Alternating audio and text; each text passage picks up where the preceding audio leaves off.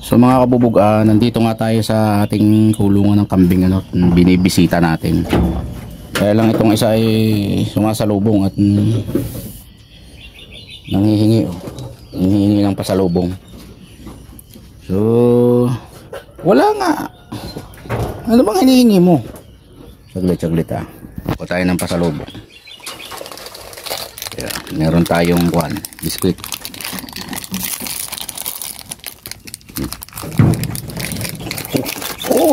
Dandan. Yun. Alam niya kasi may pasalubong ako eh. Sa inyo mga kabubog, bibisita nga natin sila. At bibilangin natin kung ilan ang bisiro dito kasi may nanganak na naman daw na isang dumalaga. Kaso sulo-sulo lang ang anak. Ayan. Sulo-sulo nga. So pag samasamahin mo nga sila dyan kung ilan na sila.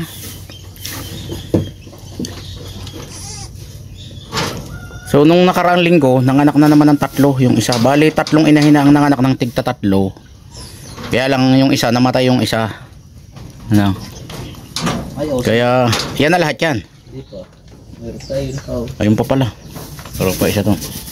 Maliksi na yan ang ilap na. So titingnan natin kung ilan na sila. Ano?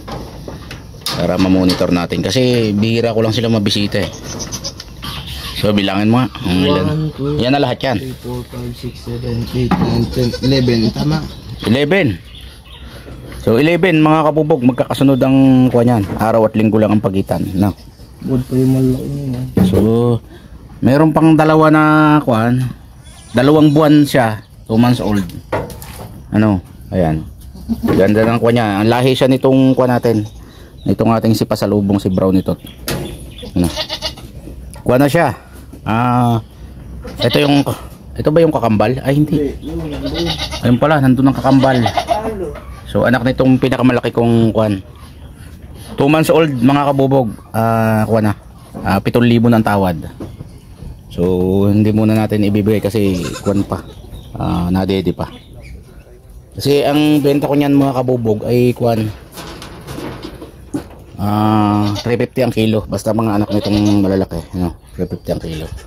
So na yan, halos tig sa 10 kilo na. Mahigit 10 kilo na yung isa. Nabuo ang mata na rin, isa na rin. Alin? Ibang kulay ng mata. Baka may kakaiba talaga sa kanya. Yan o. Ako lang nakakakita. Ay parang hilit. Kaya mga labo ang mata.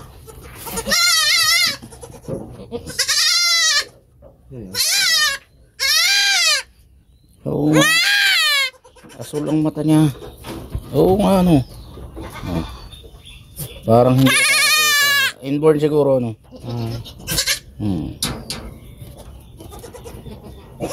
Ayun, labas na. So 11 sayang yung isang anak pero alin ang anak? Yung bagong anak?